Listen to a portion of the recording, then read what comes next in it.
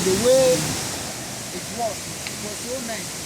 So they named the village after the water. And they said the name of the village is called Langbasi, meaning eating paradise. Okay. Something which is very eating paradise is the name of the village. Langbasi. So upon which they turned this place to be a playing ground.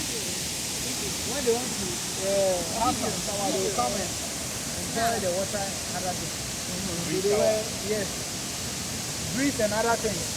So when the water gets here, there's a big rock on top of this rock, which separates the male from the female. I was coming to ask whether they come two like that. So which one is the male and which one is the female? So this one is the male, and this one is the female. Okay, so this is the male, you guys. In between Bigger. In between the two trees over there is where the female falls only. It doesn't go beyond. And the male will fall from that end to this small tree. It won't come here.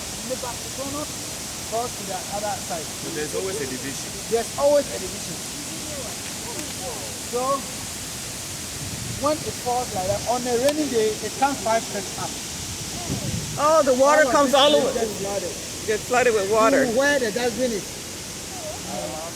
Yes. So